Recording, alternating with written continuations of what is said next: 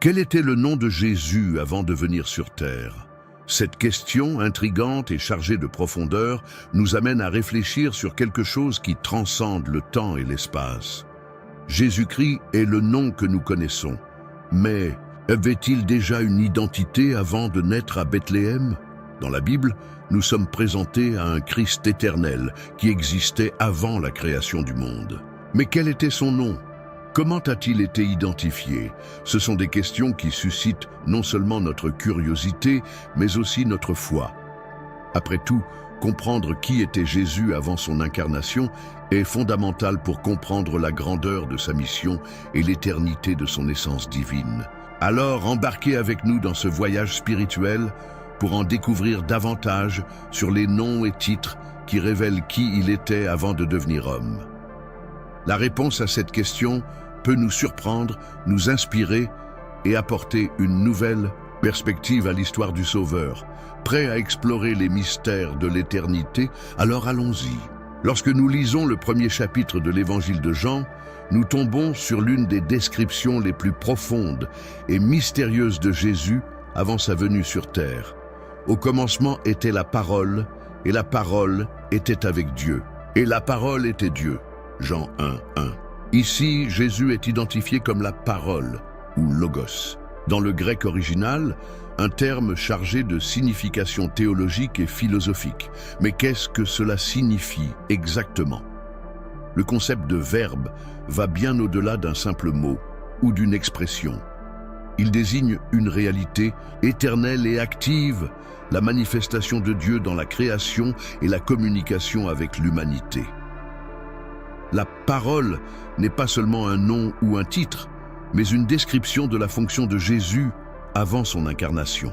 Il est la parole vivante, celui qui donne l'existence à ce qui n'existe pas. Lorsque Dieu dit que la lumière soit, Genèse 1:3, c'est par la parole que cette lumière est devenue réalité. Ainsi, Jésus était présent dès le début, comme force active dans l'œuvre de création. Ce titre, Parole, met également en évidence la relation de Jésus avec le Père. Il était avec Dieu et était Dieu, qui révèle son unité et sa distinction au sein de la Trinité. Avant de prendre forme humaine, il était l'expression parfaite de la pensée de Dieu, l'agent par lequel tout était créé et maintenu. Cette compréhension remet en question notre perception du temps et de l'éternité, car elle nous rappelle que Jésus n'a pas commencé à exister à Bethléem, mais qu'il est éternel, sans commencement ni fin. La parole n'était pas seulement créatrice, mais aussi celle qui mettait de l'ordre dans le chaos.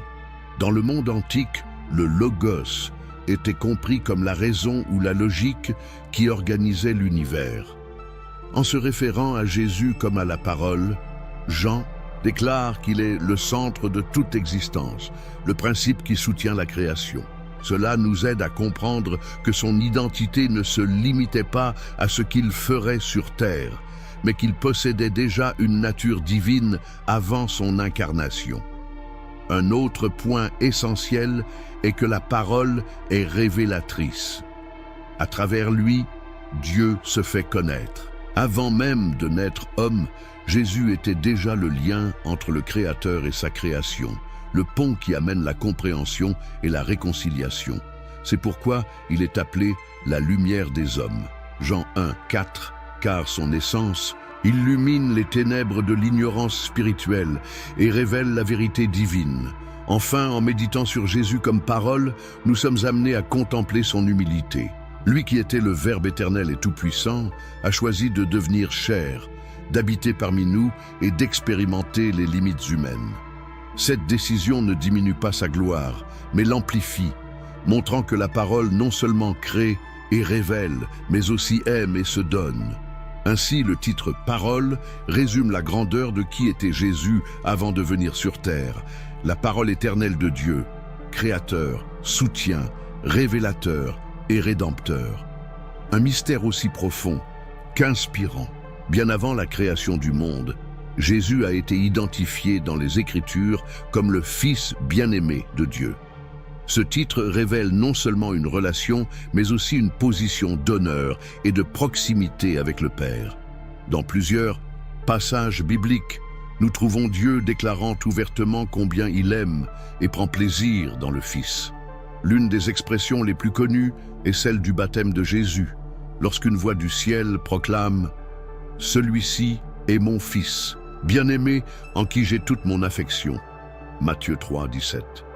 Mais qui est ce Fils bien-aimé avant de venir sur terre? Qu'est-ce que cela signifie pour nous? L'expression « Fils bien-aimé » désigne l'essence unique de Jésus. Il n'est pas seulement un Fils parmi tant d'autres, mais le Fils éternel et unique de Dieu. Avant de prendre forme humaine, il existait déjà en parfaite union et amour avec le Père. Cet amour est si profond qu'il déborde dans toute la création. Tout au long de la Bible, nous voyons que Dieu est amour, 1 Jean 4, 8, et que Jésus, en tant que Fils bien-aimé, est l'expression parfaite de cet amour divin. Ce titre nous aide également à comprendre le but de Jésus en tant que médiateur. En tant que Fils bien-aimé, il est venu dans le monde pour restaurer la relation brisée entre Dieu et l'humanité. Sa mission était de montrer au monde combien Dieu nous aime en s'offrant comme un sacrifice vivant afin que nous puissions vivre cette même relation d'amour éternel. Dans Jean 3, 16, nous voyons l'ampleur de cette vérité, car Dieu a tant aimé le monde qu'il a donné son Fils unique. Avant son incarnation, le Fils bien-aimé a également joué un rôle crucial dans la création. Dans Colossiens 1, 16, nous apprenons que par lui toutes choses ont été créées dans les cieux et sur la terre, visibles et invisibles. Cela signifie que Jésus, en tant que Fils bien-aimé, n'est pas seulement l'objet de l'amour de Dieu, mais aussi l'agent par lequel cet amour se manifeste dans toute la création. Chaque étoile dans le ciel, chaque feuille de l'arbre, tout reflète le contact du Fils bien-aimé. Le titre « Fils bien-aimé » comporte également un aspect prophétique. Dans les paroles des prophètes de l'Ancien Testament, nous pouvons entrevoir l'amour de Dieu pour le Messie à venir. Ésaïe 42, 1 dit « Voici mon serviteur, que je soutiens mon élu, en qui mon âme prend plaisir. » Bien que le terme « serviteur » soit utilisé, il est évident que ce serviteur est le Fils bien-aimé lui-même, envoyé pour accomplir la volonté du Père. Enfin, penser à Jésus comme au Fils bien-aimé nous invite à une réflexion profonde. Si Dieu a tant aimé son Fils, pourquoi lui permettre de souffrir sur terre? La réponse se trouve au cœur de l'Évangile, l'amour. Le Fils bien-aimé a accepté cette mission parce qu'il nous aime aussi. Il savait qu'en se sacrifiant, il ouvrirait la voie pour que nous soyons tous appelés enfants bien-aimés de Dieu. Le titre « Fils bien-aimé » résume non seulement qui était Jésus avant son incarnation, mais aussi pourquoi il est venu. Il est l'incarnation de l'amour divin, le lien entre Dieu et l'humanité, et la preuve vivante que nous avons été faits pour vivre en communion avec notre Père céleste. Parmi les différents titres attribués à Jésus, celui de Prince de la paix se distingue par sa profondeur et sa pertinence.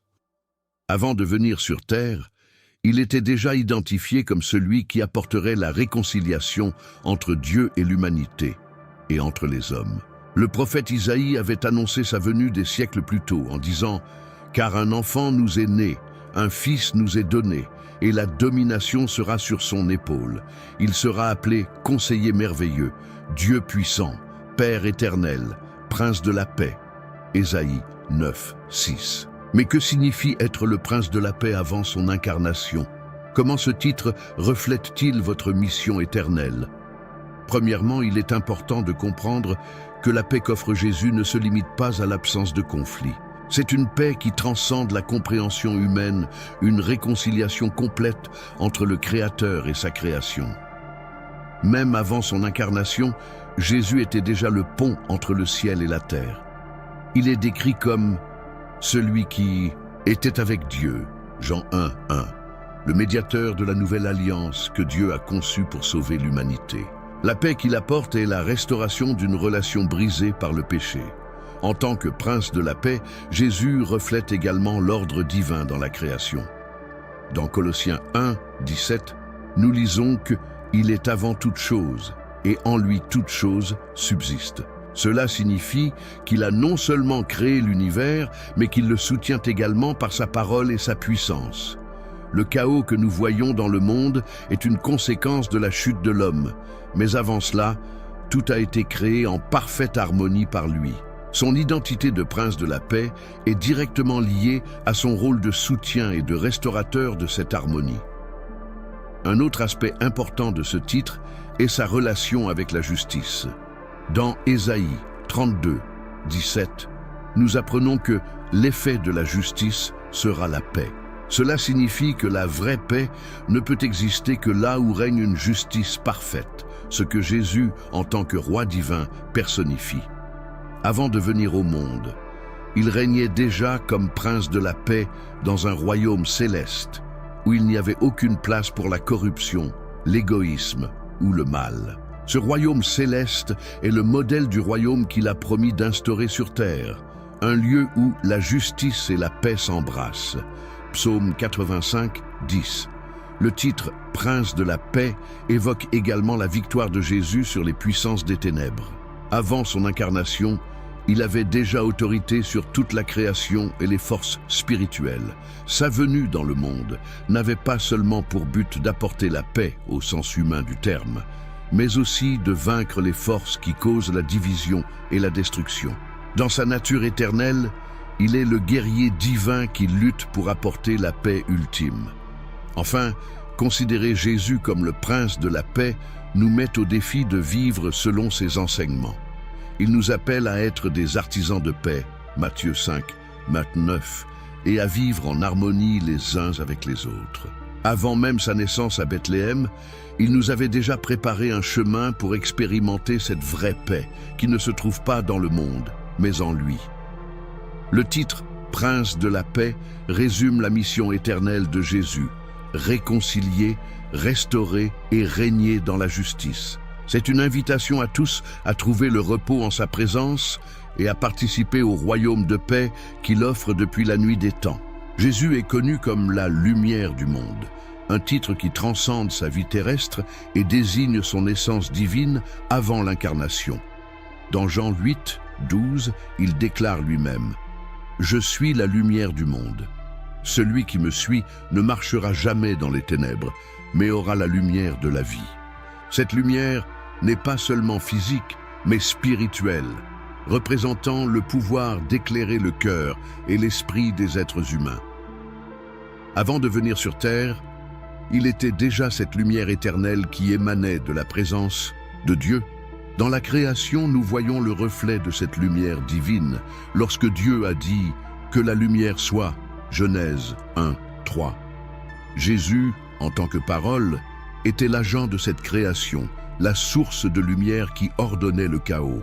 Cette lumière a non seulement illuminé l'univers, mais a également donné naissance à la vie, car sans lumière, il n'y a pas d'existence. Avant sa venue dans le monde, il était déjà l'incarnation de la lumière divine, brillant dans le royaume céleste et soutenant tout par sa puissance. Le titre « Lumière du monde » révèle également la mission éternelle de Jésus d'apporter la révélation. C'est lui qui éclaire la vérité et expose les ténèbres. Avant son incarnation, il jouait déjà ce rôle au ciel, révélant la gloire de Dieu aux anges et étant le point central du culte céleste. Lorsqu'il est venu sur terre, cette mission s'est élargie, à mesure qu'il a apporté cette lumière aux ténèbres spirituelles qui couvraient l'humanité. Un autre aspect important de la lumière est sa capacité à guider.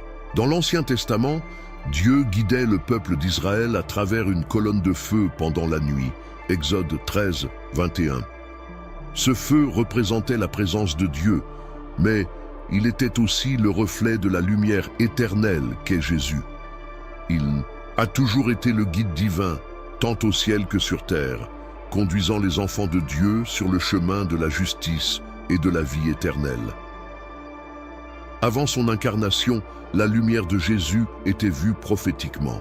Les prophètes de l'Ancien Testament parlaient de la venue d'un grand éclaireur qui dissiperait les ténèbres. Isaïe, par exemple, a déclaré « Le peuple qui marchait dans les ténèbres a vu une grande lumière. Sur ceux qui vivaient au pays de l'ombre de la mort, une lumière a brillé. Ésaïe 9, 2. Cette prophétie fait référence à l'arrivée de Jésus, mais elle souligne également sa nature éternelle comme lumière qui ne s'éteint jamais. Enfin, la lumière est synonyme d'espoir. Tout comme la lumière du soleil donne la vie à la terre, la lumière de Jésus apporte la vie spirituelle à ceux qui le suivent. Avant même de venir sur terre, il était cet espoir pour toute la création, la promesse de rédemption et de restauration. Votre lumière nous rappelle constamment que même dans les ténèbres les plus profondes, il existe une flamme éternelle qui ne s'éteint jamais. Par conséquent, Jésus, en tant que lumière du monde, n'est pas seulement une déclaration sur sa vie terrestre, mais une révélation de sa nature éternelle. Il est la lumière qui apporte la vie, guide, révèle la vérité et offre l'espoir. Un reflet parfait de son essence divine, avant et après son incarnation. Le titre « Agneau de Dieu » est l'un des titres les plus profonds et symboliques associés à Jésus, désignant directement le but éternel de son existence et de sa mission. Avant son incarnation, Jésus était déjà l'agneau choisi pour porter les péchés du monde. Dans Jean 1, 29, Jean-Baptiste déclare « Voici l'agneau de Dieu qui enlève le péché du monde ». Cette déclaration révèle le plan divin de rédemption qui a été établi avant la création, lorsque Jésus a été conçu pour être le sacrifice parfait. L'image de l'agneau remonte à l'Ancien Testament, lorsque les agneaux étaient offerts en sacrifice pour les péchés du peuple d'Israël.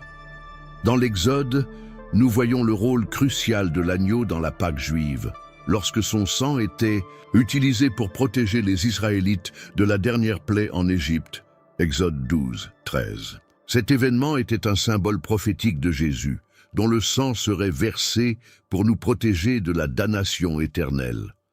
Ainsi, avant même sa venue dans le monde, il était déjà perçu comme l'accomplissement de cette promesse. Un autre aspect important est que Jésus n'était pas seulement le sacrifice, mais aussi l'agneau qui partait volontairement.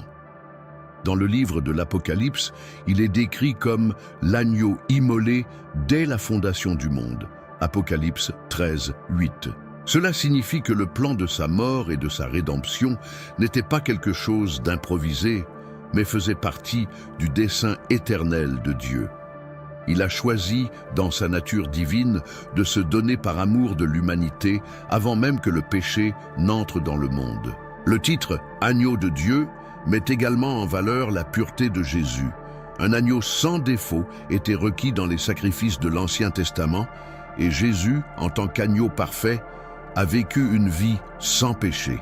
Sa perfection n'était pas seulement morale, mais aussi spirituelle, le rendant seul digne d'offrir un sacrifice complet et éternel. Il était l'accomplissement de toutes les promesses de rédemption contenues dans les Écritures. Un autre point important est que l'agneau de Dieu non seulement enlève les péchés, mais apporte également la réconciliation et la paix. Dans Ésaïe 53, 7, le prophète décrit le Messie comme un agneau conduit à l'abattoir, en silence, sans se plaindre.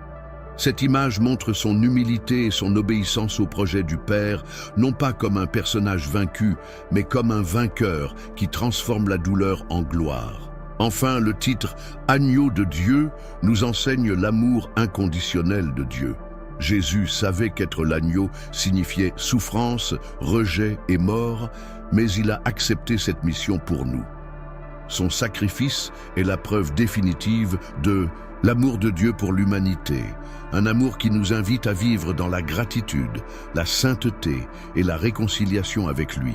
Par conséquent, Jésus, en tant qu'agneau de Dieu, n'est pas seulement un titre, mais une déclaration de sa mission éternelle. Il est le sacrifice parfait, l'accomplissement des promesses et la preuve vivante de l'amour de Dieu. Un nom qui résonne à travers l'histoire comme le centre du plan divin de rédemption. L'un des titres les plus profonds et les plus énigmatiques de Jésus est « Je suis ». Cette déclaration transcende le temps et l'espace, révélant sa nature éternelle et divine. Dans Jean 8, 558, Jésus dit « Avant qu'Abraham existe, je suis ». Cette phrase a provoqué une grande indignation parmi les chefs religieux de son temps, car en la prononçant, il s'identifiait directement au nom que Dieu a révélé à Moïse dans le buisson ardent. « Je suis celui que je suis ». Exode 3, 14. Mais que signifie cette affirmation et que révèle-t-il sur Jésus avant son incarnation? Le titre « Je suis » n'est pas seulement un nom, c'est une révélation de l'existence personnelle de Jésus. Il est celui qui a toujours été, est et sera. Avant de prendre forme humaine, Jésus existait déjà en tant que partie de la Trinité éternelle, sans commencement ni fin. Il ne dépend de rien ni de personne pour exister. Ce titre met en valeur sa souveraineté absolue, montrant qu'il est la source de toute vie et création. Cette déclaration souligne également son caractère unique. Dans le monde antique, les noms étaient d'une grande importance car ils définissaient l'identité et le but d'une personne. En se présentant comme « Je suis », Jésus ne se limite pas à un seul rôle ou fonction. Il est tout ce dont nous avons besoin. Le pain de vie, la lumière du monde, le bon berger, le chemin, la vérité et la vie. Avant de venir au monde, il comblait déjà tous les besoins spirituels de l'humanité. De plus, « Je suis » révèle son autorité au fil du temps. Alors que les êtres humains sont soumis au passé, au présent et au futur, Jésus dépasse ses limites. Il est le même hier, aujourd'hui et éternellement. Hébreux 13, 8. Cela signifie qu'avant même que la création n'existe, Jésus était déjà Dieu, coexistant avec le Père et le Saint-Esprit dans une parfaite unité.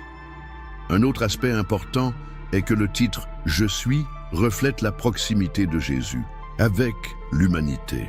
Ce n'est pas un Dieu lointain ou inaccessible. En disant « Je suis », il se présente comme celui qui est présent en toutes circonstances. Avant son incarnation, il était déjà le Dieu qui marchait avec son peuple, le guidant, le protégeant et le pourvoyant. Enfin, le « Je suis » est une affirmation d'éternité et de rédemption. Jésus existait non seulement avant la création, mais il a également planifié un avenir éternel pour ceux qui le suivront. Il est le début et la fin, l'alpha et l'oméga, Apocalypse 22, 13. Avant de venir au monde, il a déjà préparé le chemin du salut, montrant que sa mission était aussi éternelle que son existence. Par conséquent, le titre « Je suis » résume l'essence divine de Jésus. Il est éternel, souverain et existant par lui-même, mais il est également proche, présent et rédempteur. Avant de prendre forme humaine, il était déjà le centre de tout ce qui est et sera. Un Dieu qui est simplement. Le titre « Roi des rois » révèle la suprématie absolue de Jésus-Christ sur tous les royaumes et puissances, tant terrestres que célestes. Dans Apocalypse 19, 16, nous lisons « Sur sa robe et sur sa cuisse, il a ce nom écrit « Roi des rois et Seigneur des seigneurs ». Cette déclaration souligne non seulement la gloire future de Jésus, mais aussi son autorité éternelle qui existait avant son incarnation. Il n'est pas seulement venu pour régner, il a toujours régné. Avant de venir au monde, Jésus était déjà reconnu comme le souverain suprême. Dans l'éternité, il a partagé le trône céleste avec le Père et le Saint-Esprit, régnant sur toute la création. Tout ce qui existe a été créé par lui et pour lui. Colossiens 1, 16. Son règne n'est pas seulement politique ou temporel, mais spirituel et éternel, englobant toutes les dimensions de l'existence. Le titre « Roi des rois » met également en évidence la relation de Jésus avec les dirigeants terrestres. Dans Enzind, la Bible, nous voyons plusieurs exemples de rois et de dirigeants qui ont tenté d'exercer un pouvoir absolu, mais ils étaient tous limités par leurs défauts humains et par la volonté souveraine de Dieu. Jésus, au contraire, est le roi parfait dont la justice, l'amour et la sagesse sont inégalés. Avant sa venue, il régnait déjà sur le cœur de ceux qui plaçaient leur foi au Dieu vivant.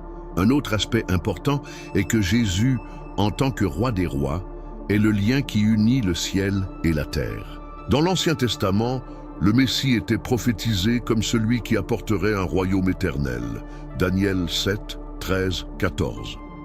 Ce royaume ne serait pas seulement terrestre, mais spirituel, englobant toutes les nations et tous les peuples. Lorsque Jésus est venu dans le monde, il a inauguré ce royaume, mais sa souveraineté était une réalité au ciel bien avant cela. Le titre nous rappelle également l'humilité de Jésus. Bien qu'il soit le roi des rois, il a choisi de naître dans une crèche, de vivre comme un serviteur et de mourir sur une croix. Cette humilité ne diminue pas sa majesté, mais la magnifie. Il a montré que son règne est basé sur l'amour, sacrificiel et non sur l'oppression. C'est la marque du vrai roi qui règne avec justice et compassion. Enfin, le titre « Roi des rois » pointe vers l'avenir. Dans l'Apocalypse, nous voyons Jésus revenir dans la gloire, établissant son royaume définitif sur toute la création. Ce royaume sera caractérisé par la paix, la justice et la joie éternelle. Mais avant même son retour, il est déjà roi, régnant dans les cieux et dans le cœur de ses disciples. Ainsi, Jésus, en tant que roi des rois, est la manifestation suprême de son autorité, de sa puissance et de son amour. Il unit le ciel et la terre, transcendant toutes les limites humaines et établissant un royaume qui ne finira jamais, un nom qui résonne éternellement, exaltant celui qui est digne de tous les éloges. Merci beaucoup d'avoir regardé cette vidéo jusqu'à la fin. Maintenant, dites-moi, qu'avez-vous le plus appris de cette vidéo? Dieu vivant, invisible, mais si réel, plus grand que nos mots. Alléluia, Alléluia, Alléluia, Alléluia. Tu n'es pas dans nos murs, ni captif de nos lois. Aucun symbole, aucun voile ne t'enferme en soi. Tu souffles où tu veux, tu défais nos idoles, tu brises les trônes de papier et les cœurs tièdes qui te volent. Alléluia, oh Dieu libre, Yahvé l'éternel, Elohim, créateur des cieux, de la terre, roi sans frontières, roi sans régime. Alléluia, oh Dieu libre, qui n'appartient à aucun système. Alléluia, Alléluia. Tu es l'être, tu es toi-même. Alléluia. Tu entends l'orphelin, bien plus fort que les chants froids. Tu regardes les coulisses, derrière les beaux discours de foi. Tu dévoiles les mensonges de ceux qui prêchent pour eux-mêmes. Ils portent ton nom sur leurs lèvres, mais leur cœur refuse d'aimer. Alléluia,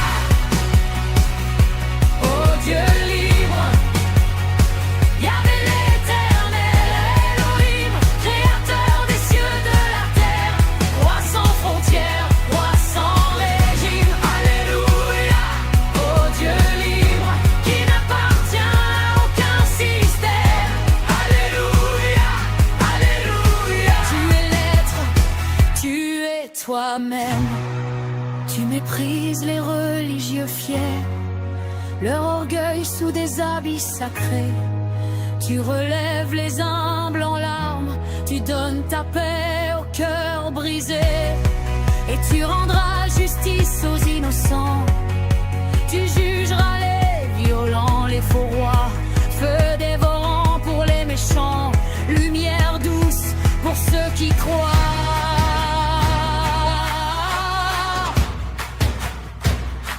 Alléluia, Alléluia, Alléluia. Oh Dieu libre, Yahvé l'éternel, Elohim,